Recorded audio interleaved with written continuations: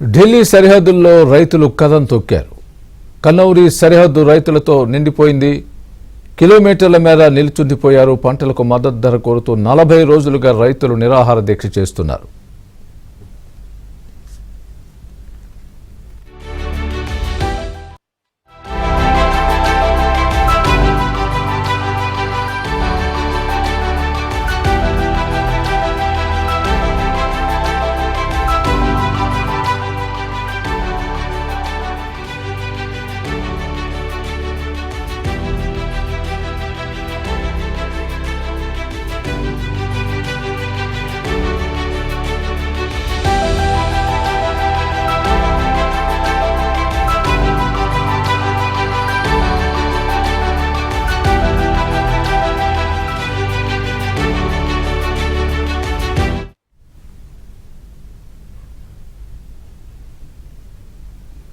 ఢిల్లీ సరిహద్దుల్లో రైతులు కదం తొక్కారు.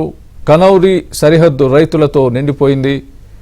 కిలోమీటర్ల మేర నిల్చుండిపోయారు. పంటలకు మద్దతు ధర కోరుతూ 40 రోజులుగా రైతులు నిరాహార దీక్ష చేస్తూనే ఉన్నారు.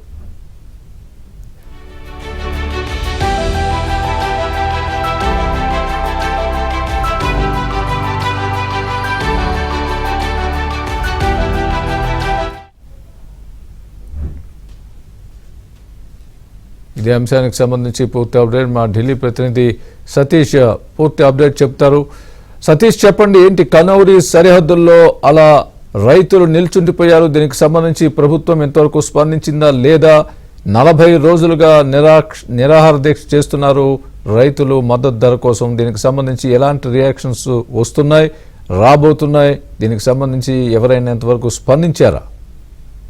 స్వామి, కేంద్ర ప్రభుత్వానికి వ్యతిరేకంగా పెద్ద ఎత్తున కూడా రైతులు ఆందోళన చేపట్టారు. ఆందోళన గతంలో కూడా 3 చట్టాలను తీసుకొచ్చిన సందర్భంలో రైతులకు హామీ ఇస్తూ 3 చట్టాలని కేంద్ర ప్రభుత్వం వెనక్కి తీసుకుంది. ఆ అనంతరం కూడా రైతులకు కొన్ని హామీలు చేశారు. ప్రధానంగా ఎంఎస్పీకి చట్టబద్ధత కల్పిస్తామని, అదేవిధంగా కనీస మద్దతు ధరతో పాటు ఇతర అంశాలు, రైతు కూలీలకు సంబంధించిన అంశాలు కూడా కేంద్ర ప్రభుత్వం హామీ ఇచ్చింది. కానీ ఆ హామీని ఇప్పటి వరకు నెరవేర్చలేదు. ఇటీవల రైతులు పెద్ద ఎత్తున కూడా ఢిల్లీకి పిలుపునిచ్చారు. ఢిల్లీ మార్చ్ ఆందోళన చేపట్టారు. ఆందోళన చేపట్టిన సందర్భంలో కూడా రైతులందరినీ ఢిల్లీ సరిహద్దుల్లోనే సిక్రీ బార్డర్ కావచ్చు, టిక్రీ బార్డర్, ఈ బార్డర్లలో పెద్ద ఎత్తున కూడా సరిహద్దుల్లో అడ్డుకోవడం జరిగింది. అనంతరం కూడా రైతులు ఇటీవల పంజాబ్ రాష్ట్రం మొత్తం కూడా పంజాబ్ రాష్ట్ర వ్యాప్తంగా కూడా ఆందోళనకు పిలుపునిచ్చారు.